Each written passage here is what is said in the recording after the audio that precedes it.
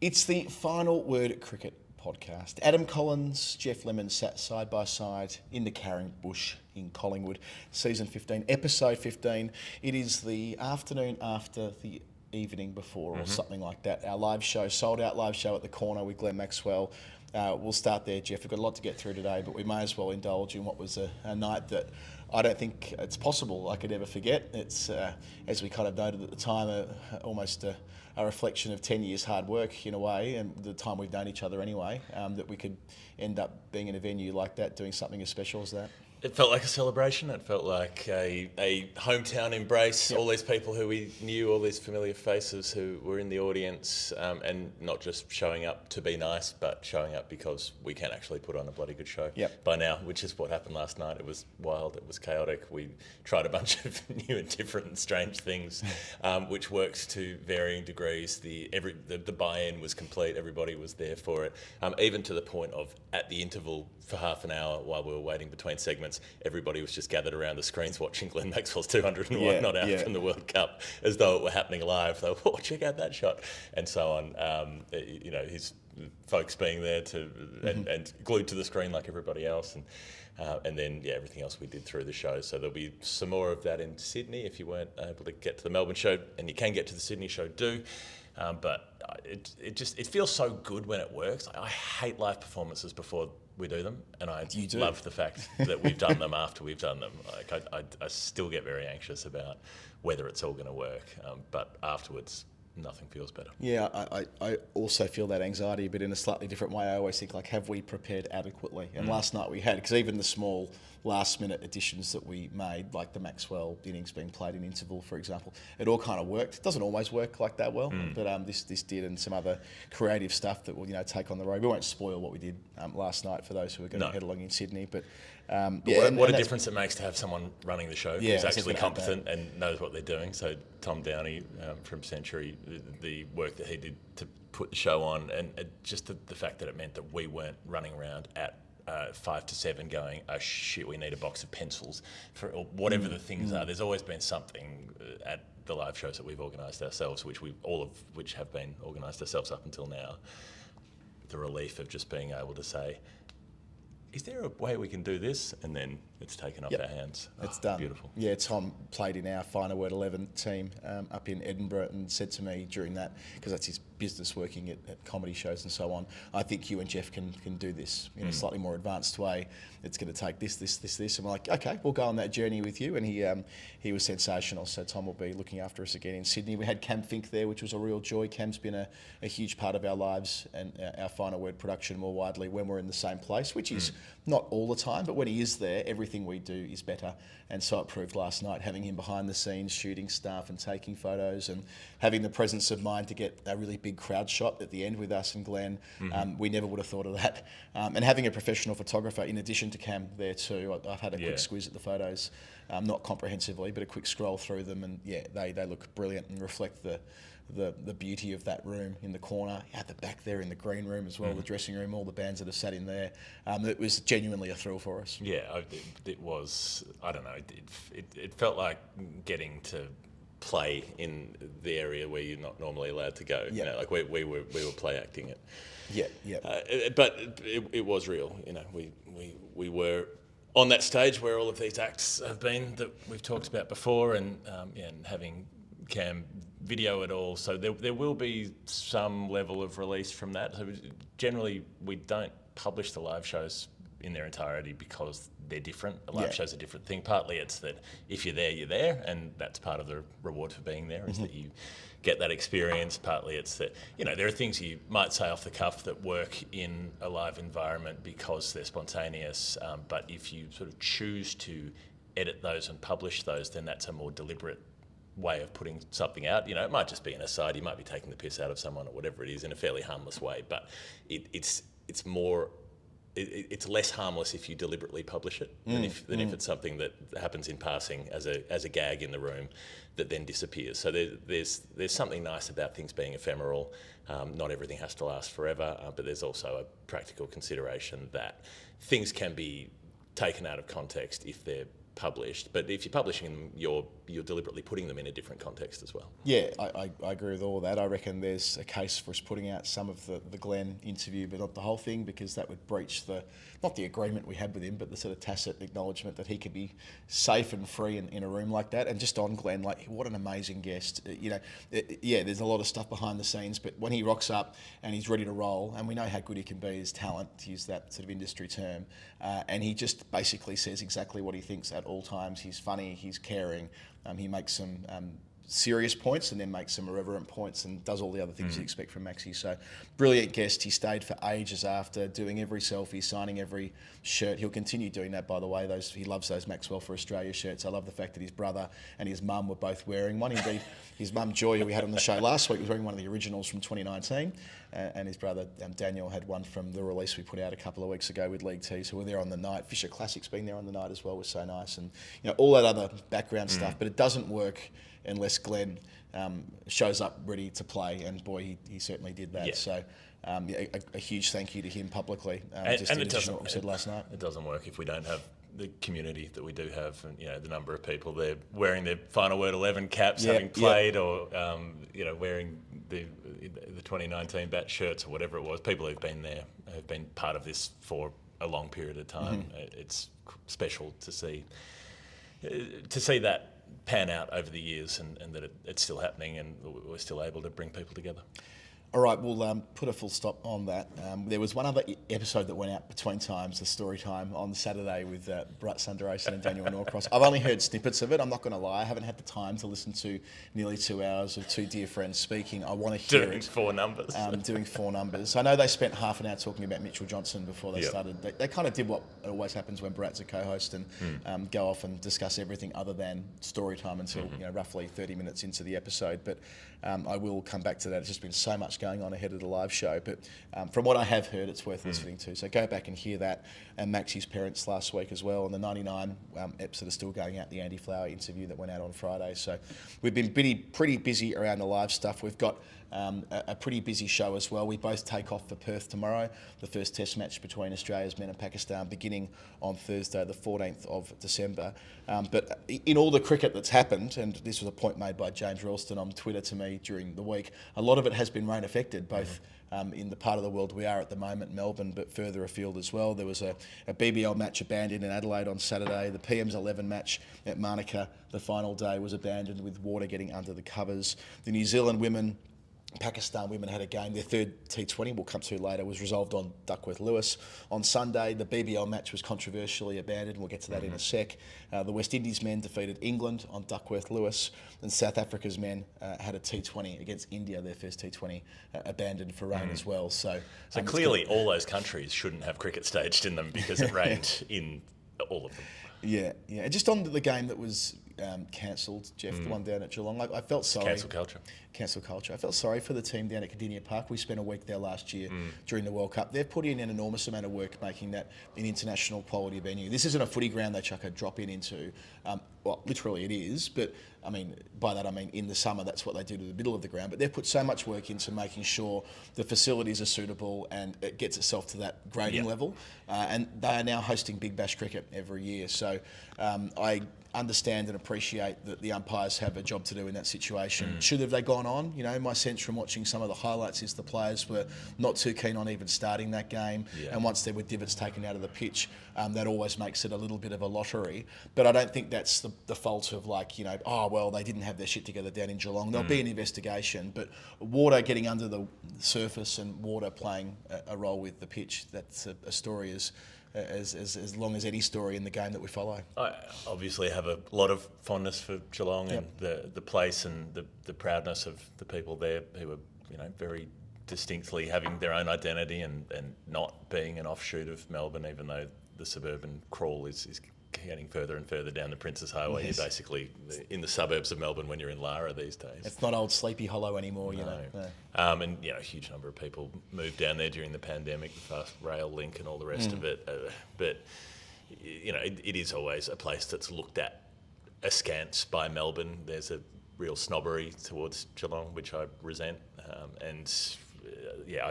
just felt fiercely sorry for them. Like I said last night, get Stephen Wells in charge. He'll still, there's nothing he can't fix at Geelong. True. But yeah, it's I don't know, what can you say? Shit happens, right? And sometimes things don't work out, and that was one of them. But I don't think it should be a case where they have aspersions cast on them permanently because something went wrong.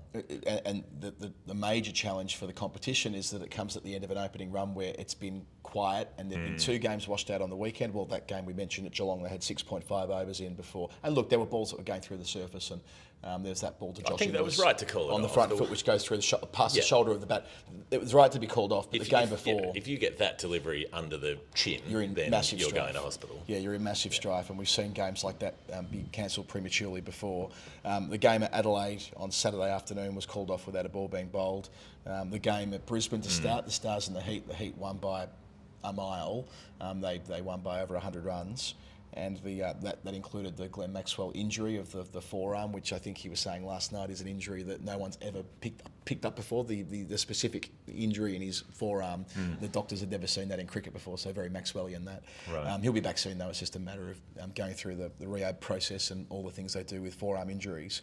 One close game with the Sydney Sixers winning by 8 runs in their first fixture. I think that was over the Scorchers possibly, I can't remember now. Steve Smith made a half century there, and the Sixers made the most of getting on twice by winning their second game yesterday, winning them comfortably, albeit without Smith. Just on that, Jeff, it strikes me as odd that Test players, especially Steve Smith, has prepared for a Test series by playing a Big Bash game out the back of playing some T20s in India. I mean, I've been banging on about this for a few weeks or a few months maybe now, but I don't feel like they're giving themselves the best chance for success this week in Perth.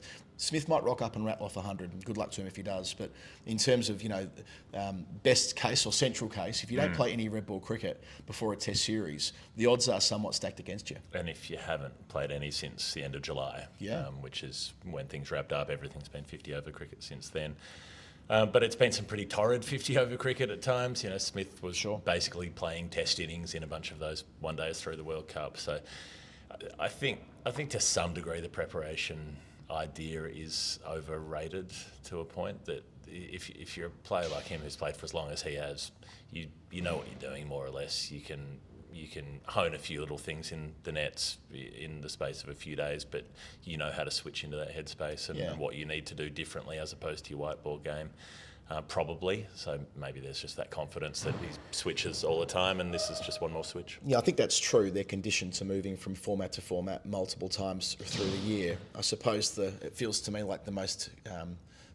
The crudest adjustment is the one where you have to play in innings where you are absorbing so much pressure over a long stretch of time, and that isn't something that we've seen with a lot of cricketers. It can take a minute or two to adjust, and I'm not saying that the schedule permitted him to play much red ball cricket. At most, it would have been playing for Australia A last week or playing for the New South Wales state side in their last Shield game of the run. And he obviously was over in India trying to shore up his T20 spot because he wants to play in the World Cup next year. So there are competing interests within the Australian setup. But it's not just him, by the way. Labuschagne and Khawaja played a Big Bash game on the opening night, albeit with a longer gap before the Test. They haven't played red ball cricket. Sorry, that's a lie. Khawaja's played plenty of it, but Labuschagne played one Shield game when he got back from the World Cup. It's mostly a function of the schedule as we know it, but the Smith one does stand out. But also, Cricket Australia desperately want those players to play some Big Bash, wherever it can happen. Just even if it's squeezing in one game, it's better than having none.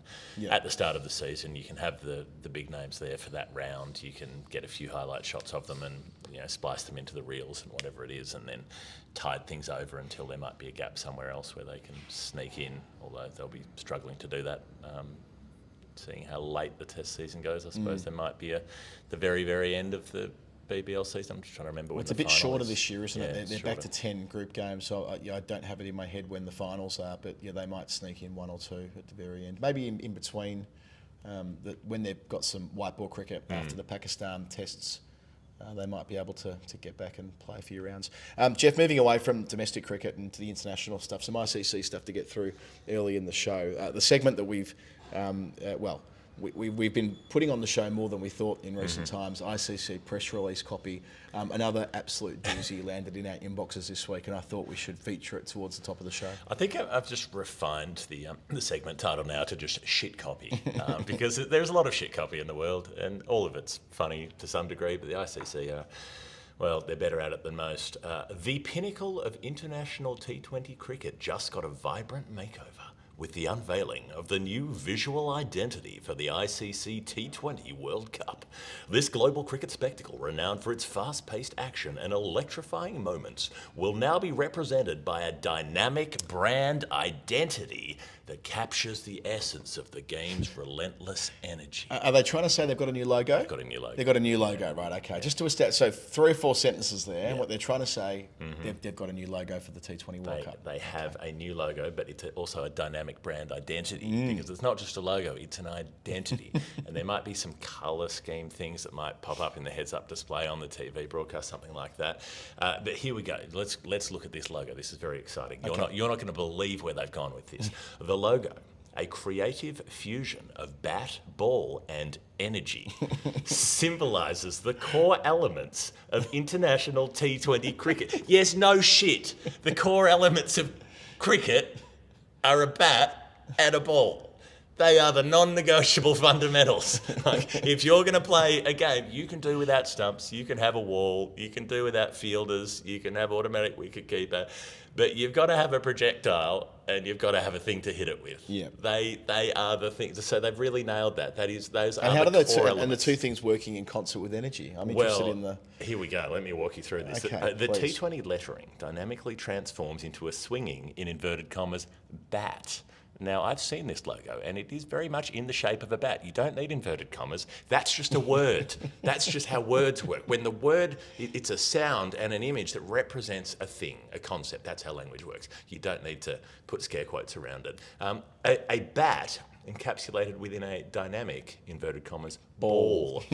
This visual representation underscores the pulsating drama inherent in every ball bowled and highlights how a single swing of the bat can alter the course of the game. The strike graphic within the ball mirrors the unique atmosphere and electric energy experienced at international T20 World Cup matches, with a zigzag pattern alluding to rising excitement and heart-pounding moments akin to a strike of lightning. So they've got a bat, they've got a circular shape, and it's got some wiggly lines. So that's like lightning. Lightning, 1.21 gigawatts. Bat ball, lightning. When you hit the ball, the lightning comes out of your bat, because you're like that fucking cheat, that mascot with his like plutonium bat or whatever at the World Cup, absolutely doping the shit out of it.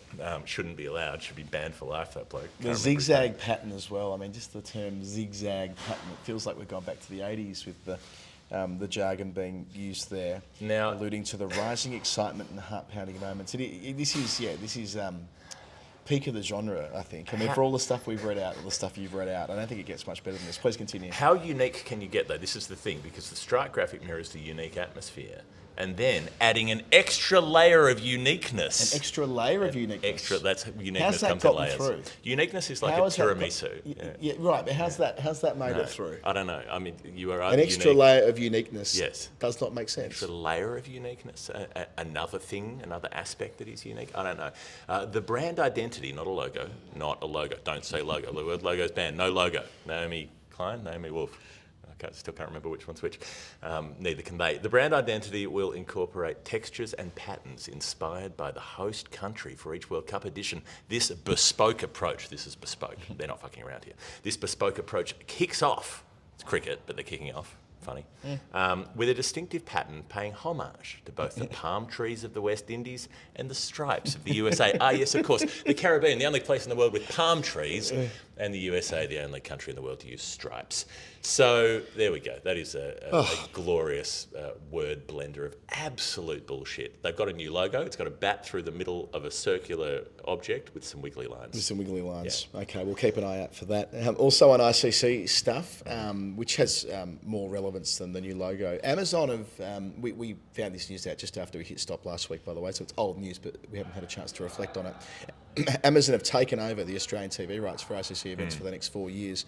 That's quite interesting, given it's always resided with, well, a combination of Foxtel and Channel 9 in recent times when it's been, certain World Cup games, Australia games, etc. But Amazon having this exclusively and effectively driving traffic to their Prime streaming service. It's not without precedent. They've taken on different sports around the world, and we've kind of sensed that Amazon have been on the way. They've taken an interest in cricket through their documentary with the Australian team, the third series of which has been announced this week as well. So it's not a huge shock that Amazon are in the game, but I was surprised that Foxtel have lost this jewel in the crown. Not to say it's the only thing Fox have got. It won't change the domestic summer whatsoever. But it does change the energy of what it'll be watching Australia away from home in these tournaments. Yeah, it'll be ICC events, there'll be World Cups, World Test Championship final, they'll have the under-19s and so on. I suppose Fox just didn't have the war chest to be able to do it because they've been struggling at times. Like each new rights cycle for the big rights purchases they make, there's always been rumblings probably for the last 10 years that they at some point they're going to stop coughing up the huge premiums, and then they keep coughing up the huge premiums. And so there's a point at which, how long can they keep doing it? What can they actually afford to do? So maybe they figured, look, these events are peripheral enough, or they don't take up that much of the calendar, and so as long as you've still got the home domestic summer and then you've got your football codes in the winter, you're fairly well covered. Maybe Amazon just put down way more money than they could even compete with, and there was no choice. But all Amazon want to do is drive people to Prime subscriptions. So they want you to be able to order your cheap, shitty tap that gets 2-hour delivery or arrives the same day and whatever. And if they sign up people to more of those subscriptions, then you get access to their TV stuff as well. I'm pretty sure that's how it works. Yeah, definitely. If you have a subscription to the delivery, like a I can't remember what it's called anymore, but if you've got the Prime. Yeah, I think it just is Prime, isn't it? If you've got the delivery service, you get the television chucked in anyway. And I think a lot of people after the pandemic, the numbers show that, don't they? The way Amazon surged, their profits surged through the pandemic with delivery. So a lot of people will already have Prime, but sure, I've definitely signed up for the free trial about 3 different times and then cancelled it. But a lot of people, I guess my point is, a lot of people won't. So they've been conditioned to buying one subscription service to follow cricket in Australia, that being Foxtel, and now they're being asked to go again. And I wonder how that'll affect it. And it's women's cricket too, which will suffer from this, I think. Yeah, more so than men's, really, because those events matter more in a way, particularly the T20 World Cups. I think they do. I think women's events, relative to what you get through the year, a women's bilateral series, we pay attention to it, we cover it. There are fewer test matches, so it tends to be the eyes of the cricketing world on the women's game at the major tournaments, even more so than it is for the men. So. There are some risks built into that, but I guess that when you boil it down, it's who's writing the biggest check, and Amazon surely have done that. And people might be wondering, isn't this on the anti-siphoning list? It's not, because the anti-siphoning list only covers World Cup events held in Australia or New Zealand. That's right, yeah. So Australia, and that's only Australian matches too. So there's not any other World Cup games played in Australia or New Zealand. So Australia games at home or in Australasia. And there can be creative solutions found to this. And we know that the anti-siphoning list, when Mitch Fifield was Communications Minister a number of years ago now, that there were ways gotten around that. Remember when Australian one-day cricket went off free-to-air and moved to Foxtel in 2016, 17, whatever it was. 2018, it was the new pay deal just after, the new broadcast deal just after Sandpaper. Yeah, there was the blow up there, and basically the government found a way to get around it. But also there could be creative solutions to Amazon here, in the same way that Sky have been quite generous about letting free-to-air stations in the UK, Channel 4, Channel 5, run simulcasts of World Cup finals when England's men and women have made it. It may very well be the same, that at a World Cup the Australia games end up with a Channel 7 or a Channel 9, in the same way that the Matildas games ended up doing exactly that when Optus had the rights for the Women's Football World Cup earlier this year. So it might not be just that you need to physically sign up to Amazon to watch the Aussies play, but it is a new and interesting and creative way to watch the game, and it's going to be fascinating seeing how it all plays out. Jeff, we have a little bit to get through with what's going on in Perth at the moment, but before doing so, and ahead of our first break, I think we should do a little bit of... Do I pump up the volume here? I'm not sure. We're in a library. We are in a library. I was going to go Nerd Pledge. Nerd Pledge is a nice game that we play with nice people on the internet who fund this program by sending in donations, contributions, subscriptions, whatever you want to call them, to this show in increments of currency that relate to cricket. They don't relate to other things. We have to figure out what the number means. Jessica Currie is Hello. our nerd pledger, a return pledger this week with $7.20 in Australian dollars. Hi, Jess. Yes, her edited number comes with a clue. Should be a straightforward one if you read through previous correspondence, Jeff. Well, I happen to know, Adam, from previous correspondence and conversation, that Jessica Currie loves Andy Bickle.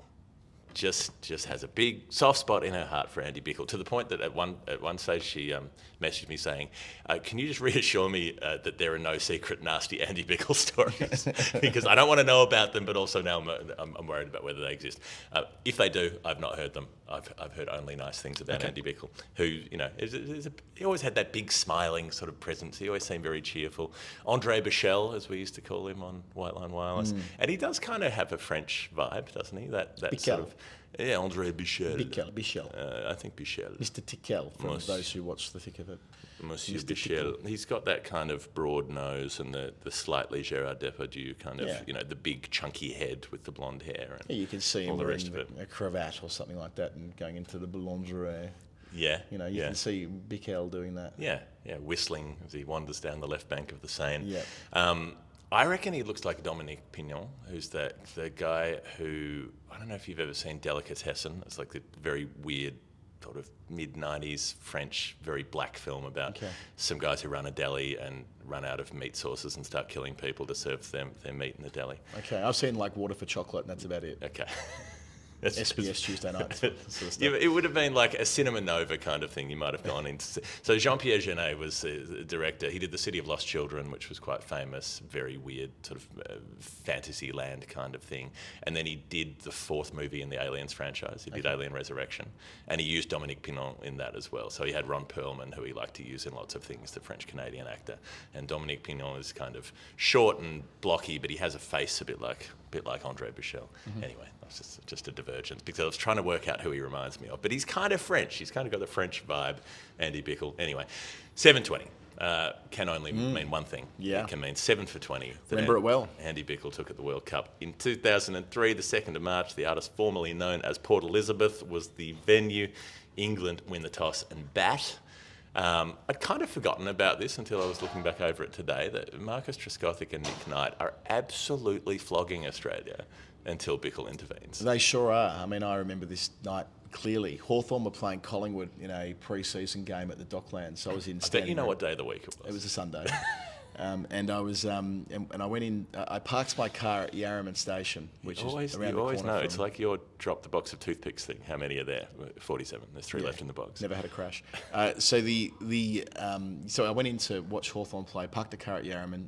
I was living with my grandmother not far away from there at the time, and But the thing was, the footy was neither here nor there because everybody was watching the screens. This is what I remember. Everyone was watching the screens of the England-Australia World Cup game that had far more relevance to our interest than whether Hawthorn beat Collingwood in a pre-season game. I'm pretty sure we did. But upon arriving back at Yarraman that night, getting the train back home, my radio had been stolen out of my car. Oh no! Which in a way was a good thing because it was the catalyst for me getting a CD player into my 1986 VL Commodore, red with the spoilers and the single disc or stacker.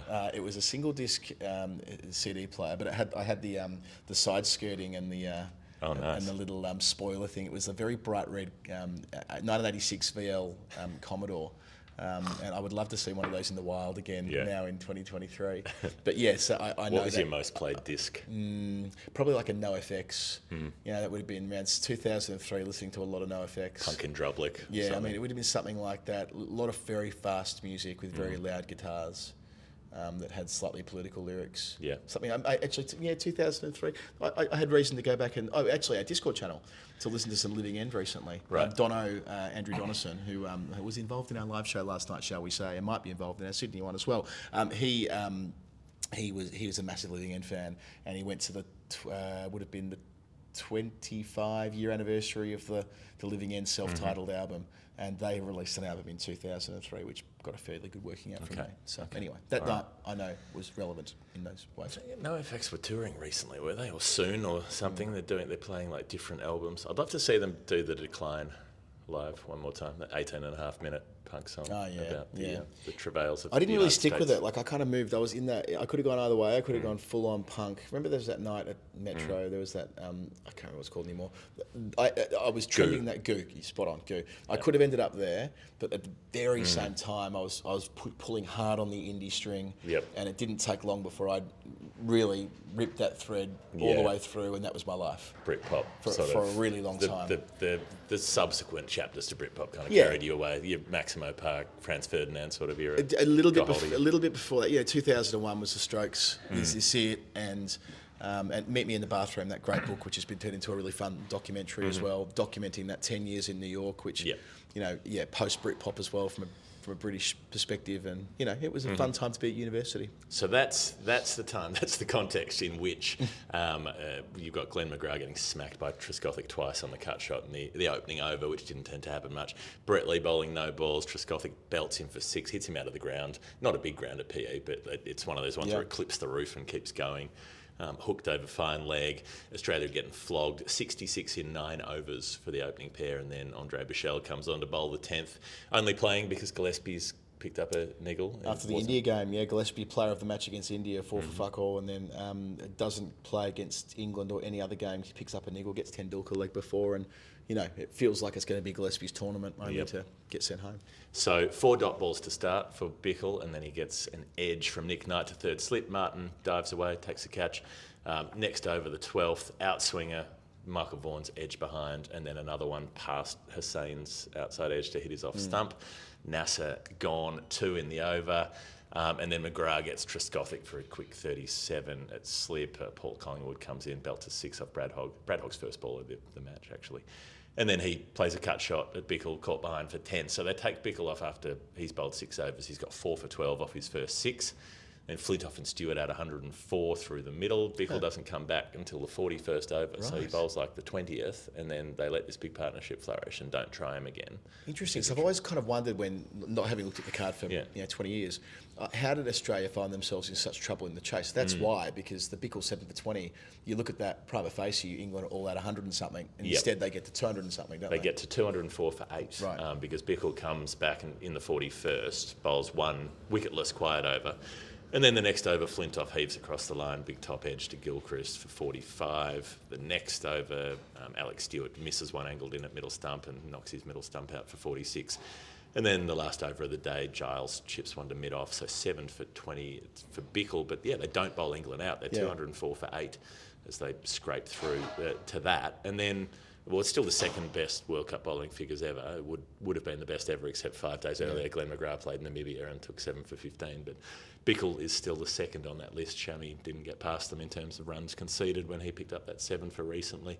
But Andy Caddick goes on a tear, gets rid of Gilchrist, Hayden, Ponting, Martin. They're 48 for 4, Australia. Lehman puts a partnership together with Bevan, gets him to 111. Then Lehman's out for 37. Then another collapse. Simon's naught, Hogg 1, Lee 6. So they're 135 for 8. They've got Glenn McGrath as the only one left when Bickle comes out to join Bevan. 70 to win, 38th over, bats through until the 50th, wins it with 2 balls to spare, 34 of 36 balls for Bickle, with Bevan 74 not out, and one of the great all-round performances, including, as we've often discussed, that slog sweep that he hits into the scoreboard, into the big replay screen down at St George's Park. Off Jimmy. Jimmy was bowling to Bickle at the time. I stayed up till about 3:30 in the morning to watch the end of it, and I had to wake up the next morning first thing, for it was my first day of university. Oh, great. So I just came back. I forgot that when telling the story before, that's the other thing that stands out for this, that it was just before you go into that new phase of your life. And that's part of the reason I reckon I love the 03 World Cup so much, is that it bridges kind of before being at university. There is something. Adulthood in a way. There is something there. When the boy was becoming a man. Near enough. Yeah. Close. The piano music played at the end. Anyway, if you want to send us a nerd pledge like Jessica Currie did, you can go to patreon.com/thefinalword. We'll tell your story if we can figure it out.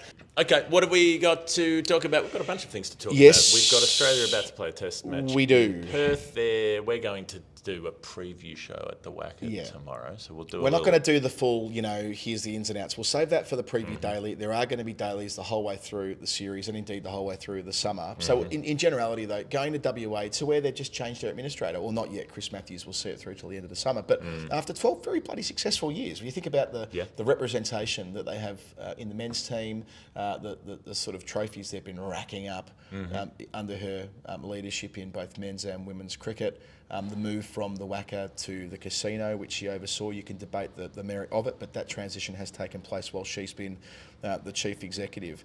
And she's always been the type of administrator who's been quite forthright, happy to do media interviews, happy to explain her decision making. So, farewell to a good one. Managed the Cameron Bancroft bit of the sandpaper fallout pretty well. I thought that was probably a high point in terms of administrative leadership over there.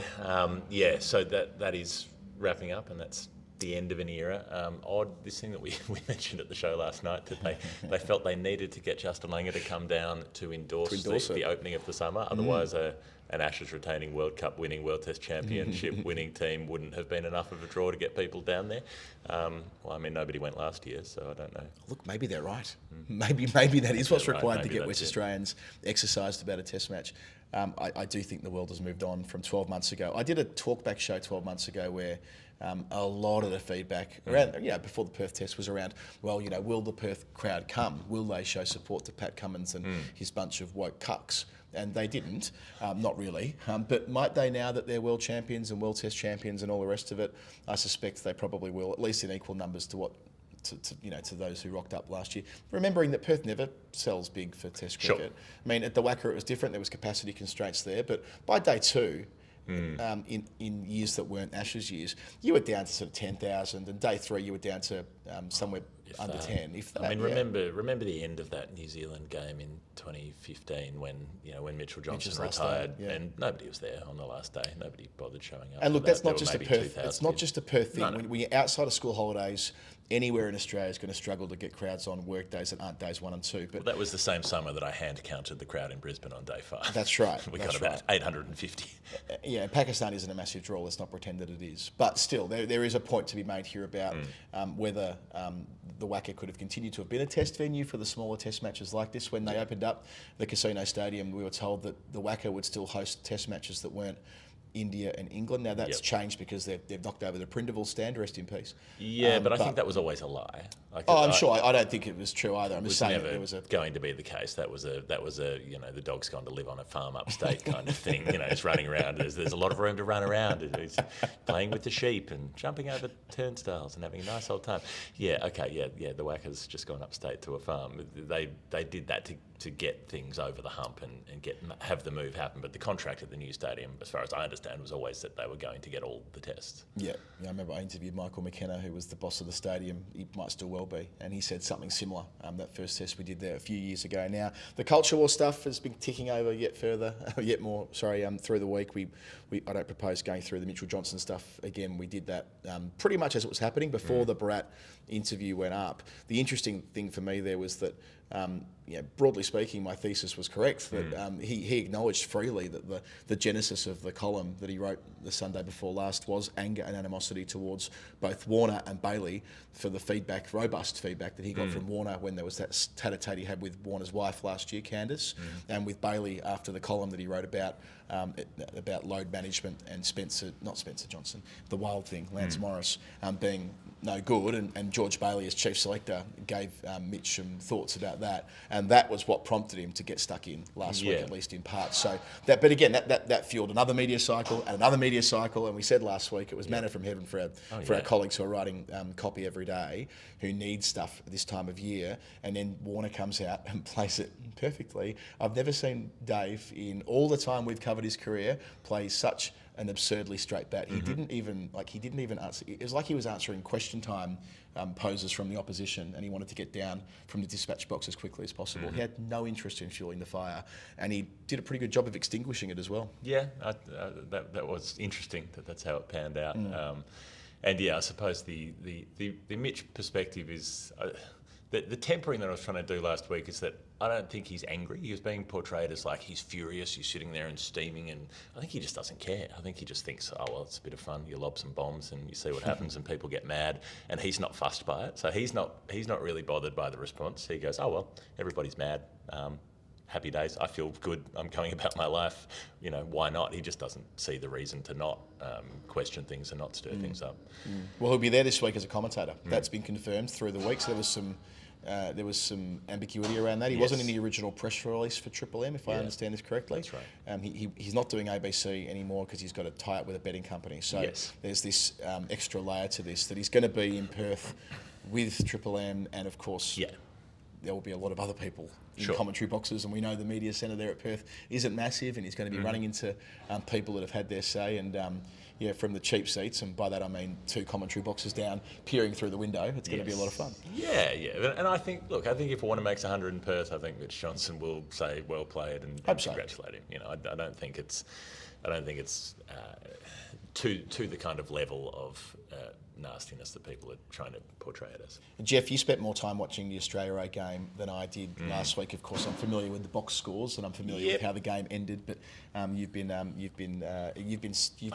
glued to your stream. It was drudge. It was absolute drudgery. Let's be honest. Pakistan 391 for 9 declared. PM's 11, 367 for 4, and then Water under the covers, called off the game with a day to go. Absolute flat track. Mohammed Hafeez not happy. That was the most entertaining bit, was him giving both barrels to Cricket Australia afterwards. But basically he did the whole, well, I'm not accusing them of this, but one might say that they could have been, pretty much that they were playing funny buggers. He said the disappointment in the pitch was really high because we weren't expecting these kinds of arrangements. Maybe it's tactical, but we're ready for it. So, I quite like having the shoe on the other foot, having the touring team accusing CA of stitching up the pitches for the practice matches. And I don't know, maybe they just got a shit pitch, but I think the context is important here. Manica has always been this way. Been a road. So, whether Hafeez is across this or otherwise, he probably is. The professor's been around a while. It did let Shani make some runs though. 201 not for the new captain. Yes. I think that's important. Shan Masood, as I might have mentioned on this podcast last week, probably did, hasn't got a great test record. He's shown he can do great things, but hasn't got a great overall record. Super inconsistent, and had a torrid time over here. I think it was 2 tours ago. Can't remember now. But still, the point stands that Shan Masood is the kind of player who they're going to rely on to make a lot of runs in the next 3 weeks because their batting isn't deep.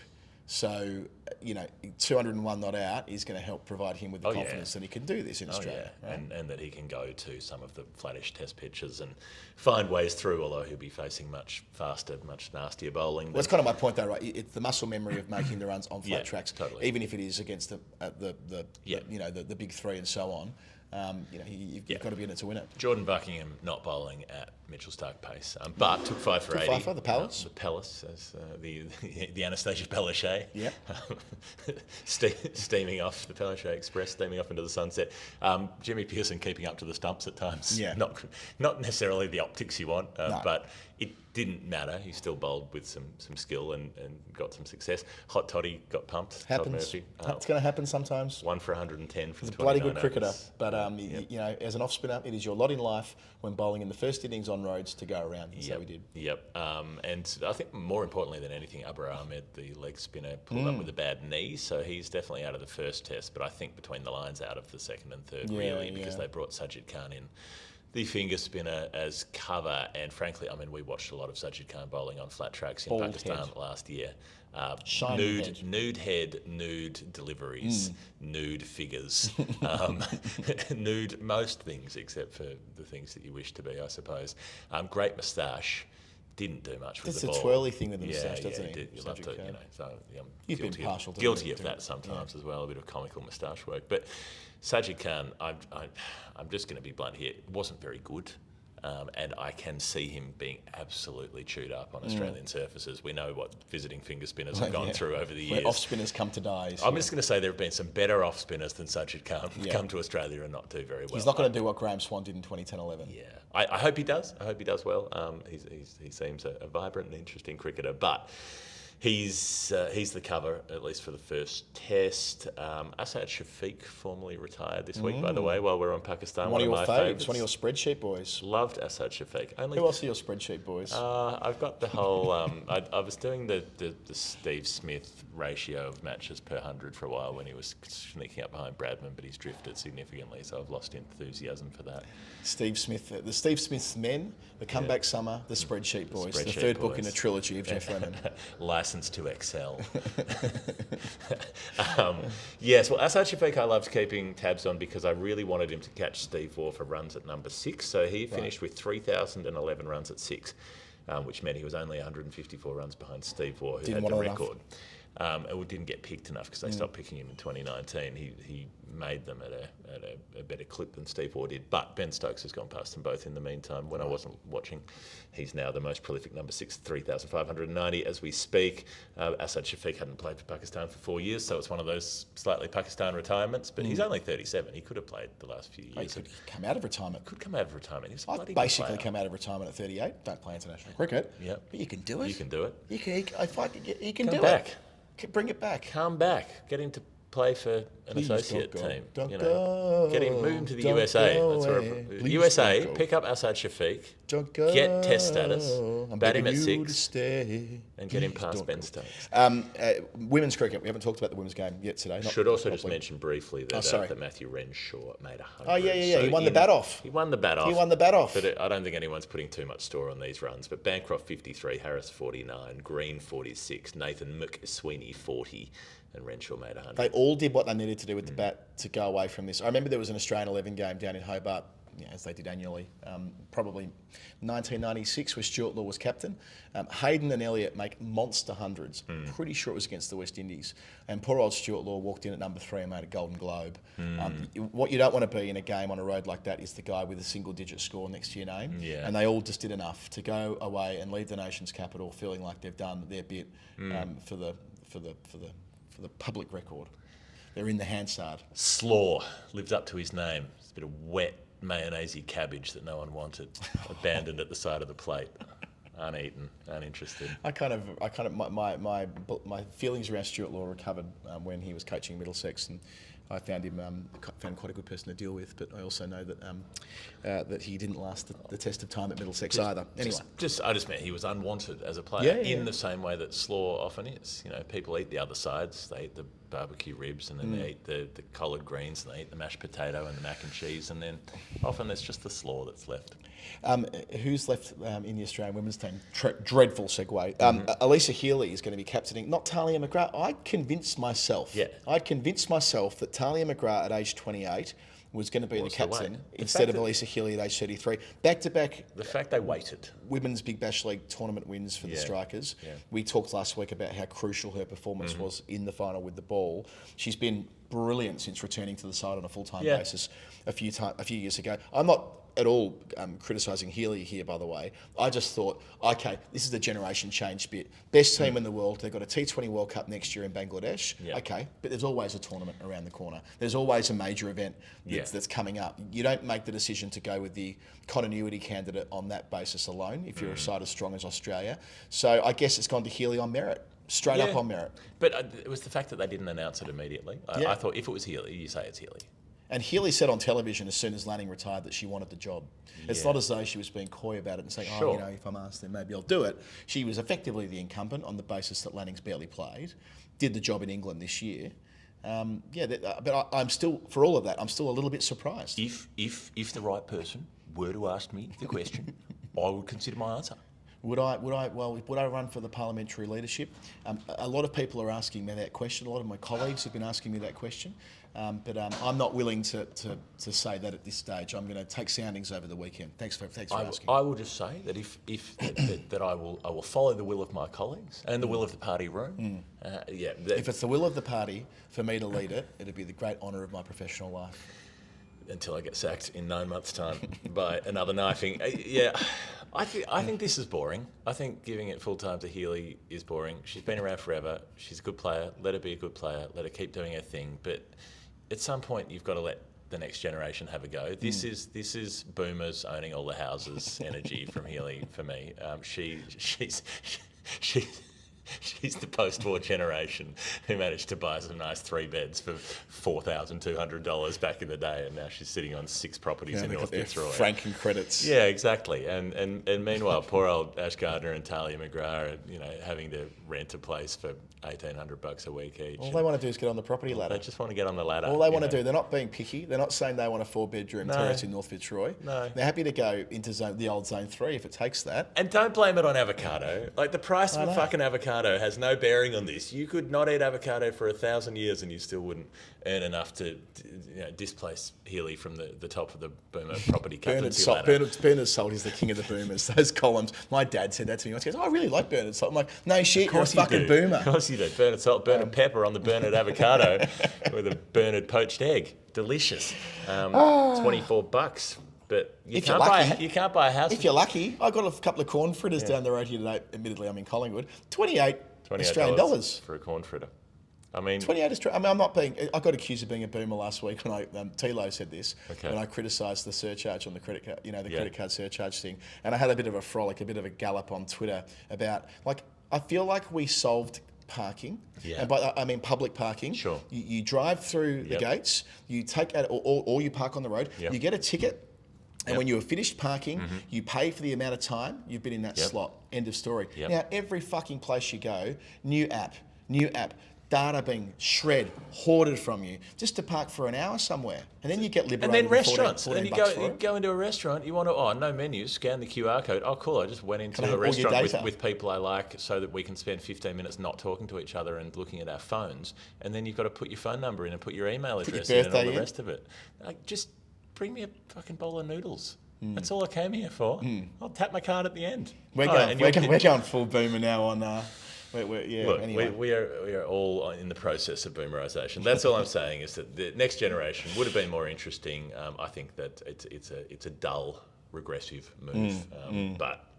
Elisa Healy's good fun at press conferences, so at least there'll be that. They've got a test match against South Africa. It's a pretty low-key summer for the Aussie women, but they go to India. Of course they do. I mean, more the home summer bit. They've got the India test match coming up, but yes, I guess the home summer is less weighty than that tournament next year in Bangladesh for the T20 format of the game. Speaking of stuff that's going on in India with the women, England are there at the moment. 3 T20s and a great result for England. They smashed India in the first couple of them. The first they made 197 for 6, Danny Wyatt, 75 from 47, and Nat Siva put on a clinic towards the end with all of her array of shots, 77 from 53. Renuka Singh took 3 for India, but they got nowhere near it. They fell short by about 40 runs. Shafali Verma made 52 from 42 off the top. They couldn't capitalise on it because Eccleston makes it too hard.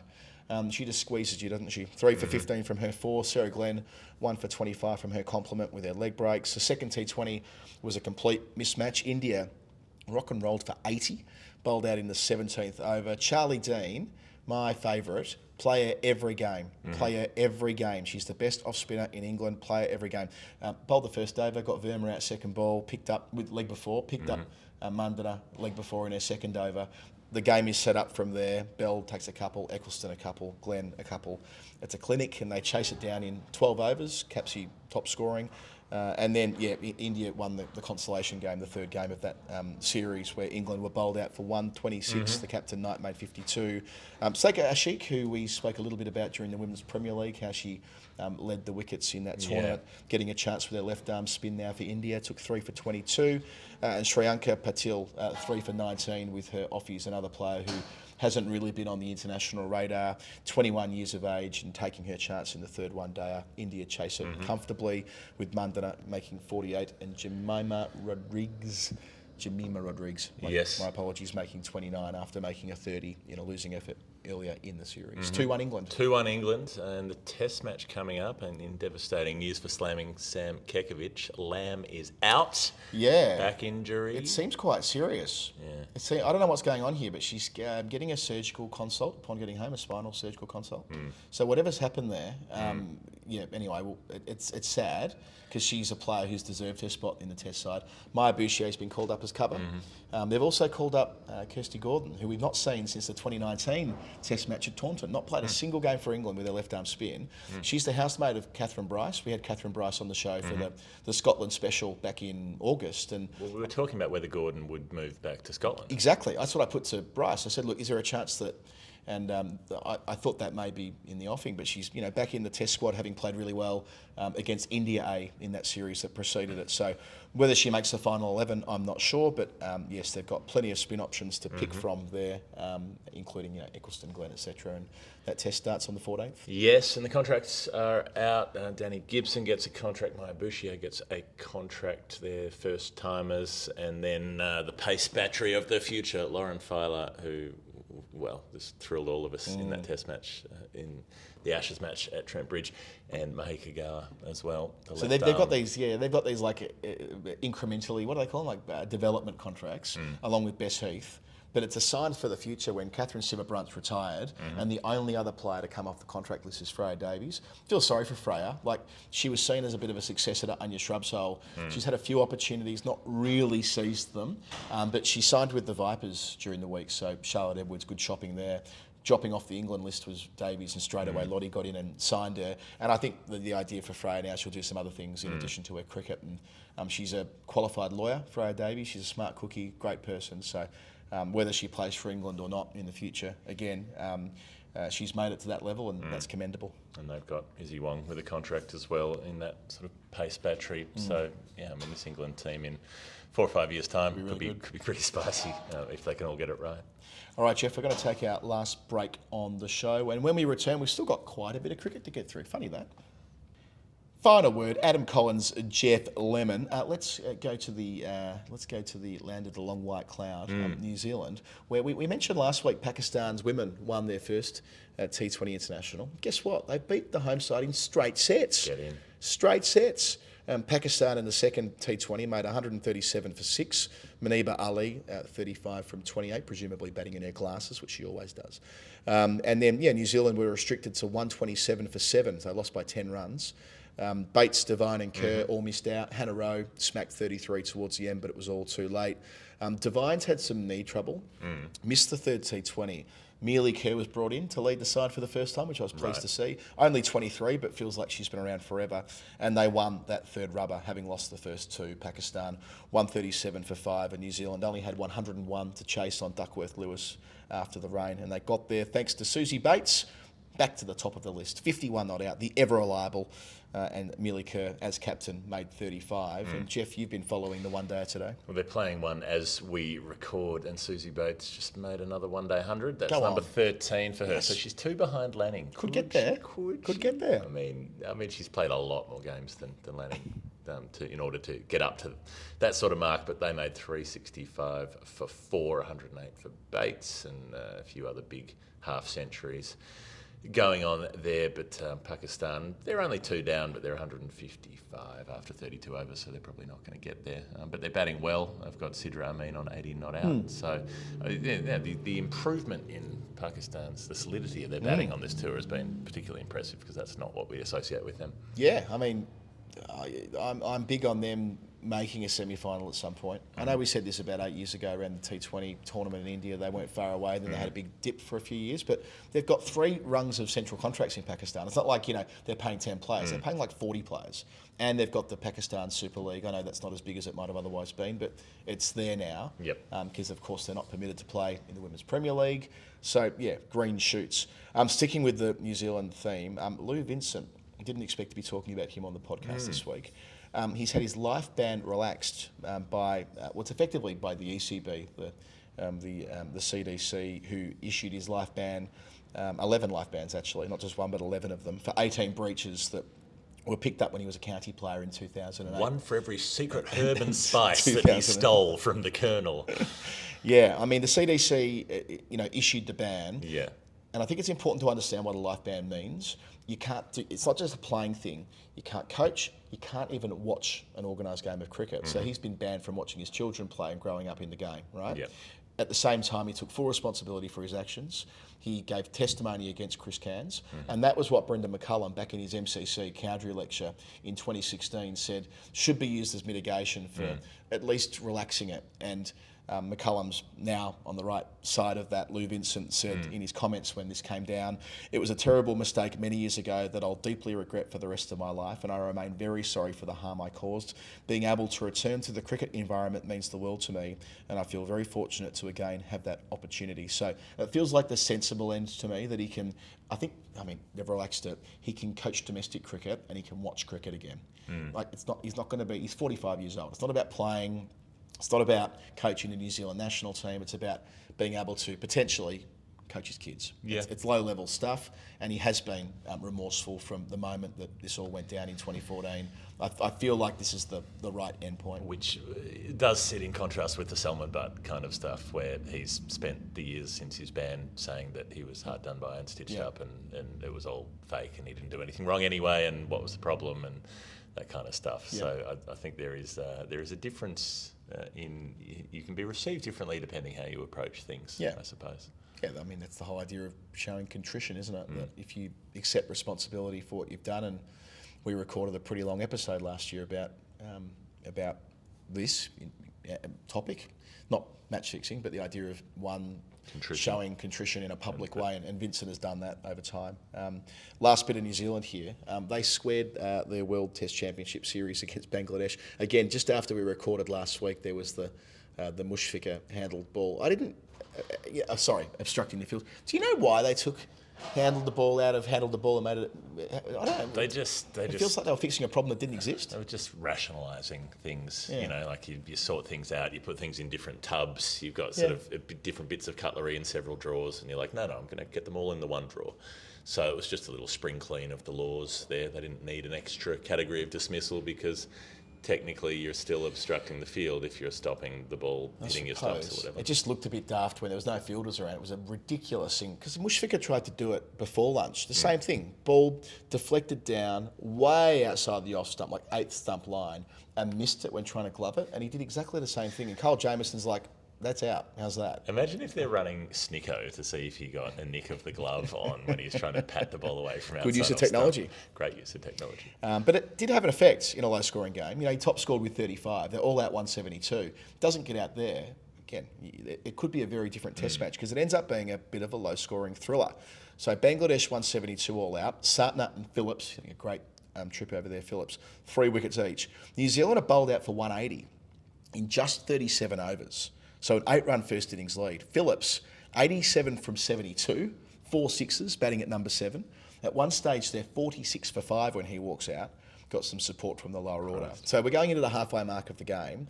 Bangladesh are then rolled for 144 in 35 overs.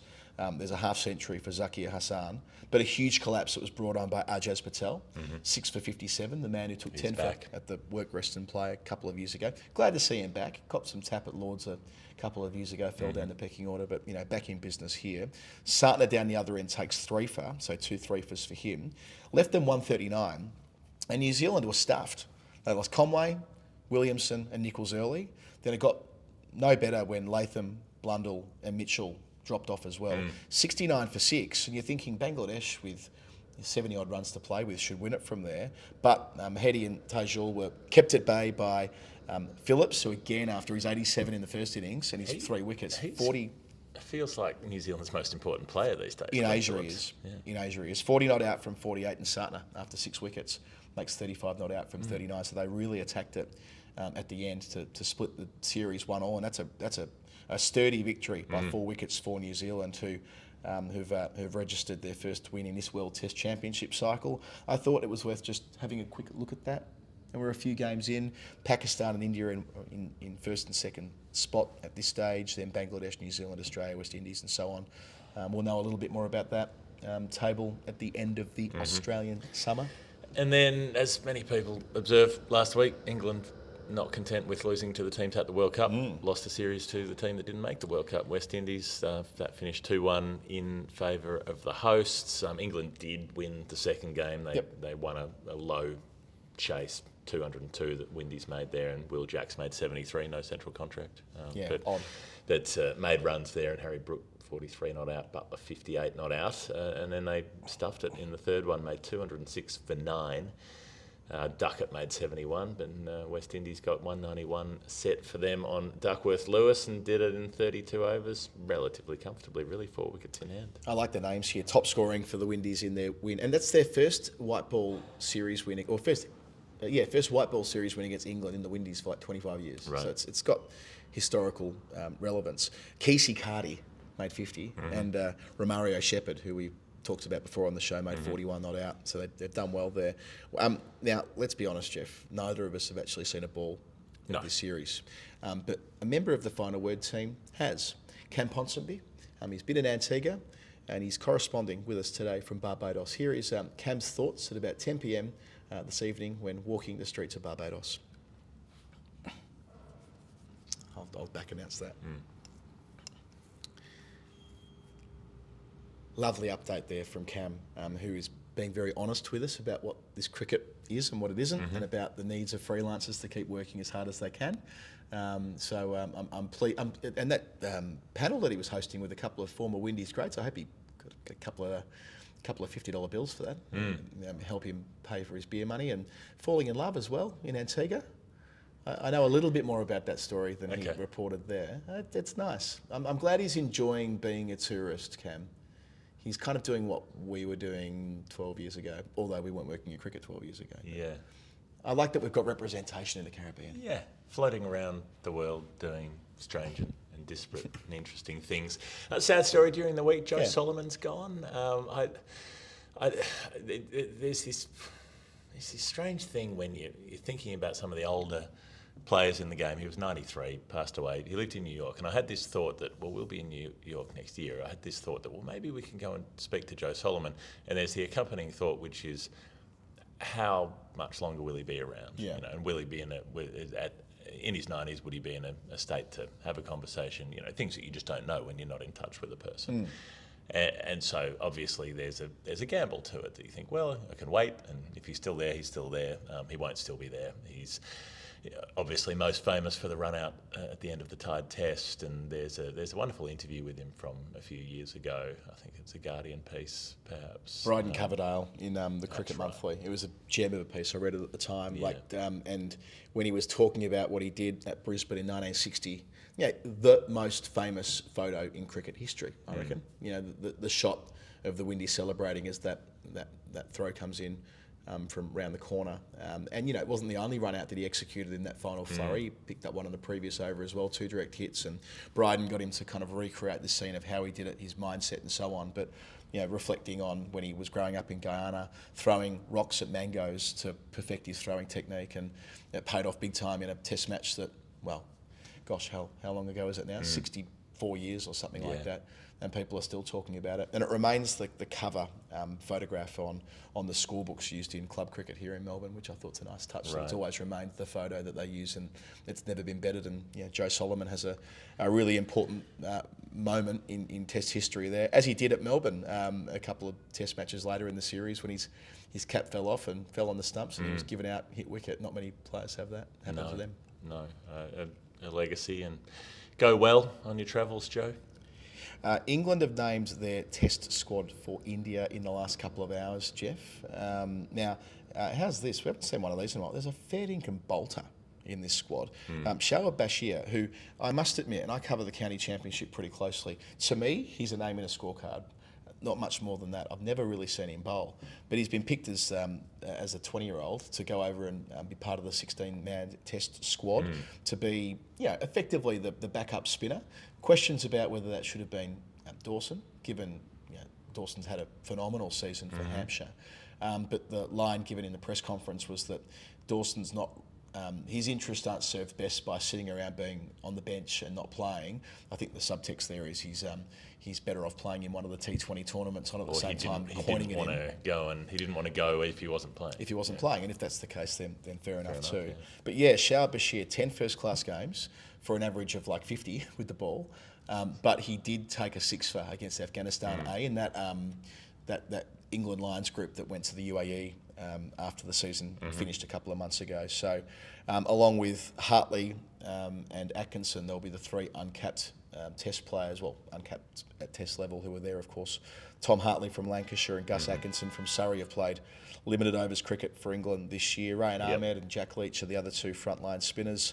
Stokes, you might have seen photos this week of him. He's had his knee operation. He's going through this extravagant icing process each day. He's not going to bowl in India, although you can never really rule it out with Stokes. Him just saying, nah, fuck it, I'll have a trundle anyway. I reckon he'll bowl off spin over there. I'm standing by my theory on that. Ollie Pope's back from that shoulder injury during the Ashes. So, and they've only got 4 quicks, Anderson, Robinson, Wood and Atkinson. So they're... Probably too many. It might be too many, but, it's a 5-test tour. Yeah. For seamers. It does suggest they're going to go really all in with their spinners. But, no Liam Livingstone, who played a role in Pakistan last year. No Will Jacks, is another player who played a role in Pakistan last year, in favour of having these other specialist spinners, and presumably Rayan Ahmed. Yes, playing a role. Well, they'll want him to, but there's always that leg spin question in India as well. Like what gets done to you if you're a visiting leg spinner, particularly a young one who's a bit raw on those surfaces over there where India's players know how to deal with it in a way that can be particularly brutal at times. Last series I wanted to quickly touch on was Ding Dong T20 series between Ireland and Zimbabwe. And the reason I wanted to touch on it, Jeff, it wasn't on TV at all. Right. And what's going on here?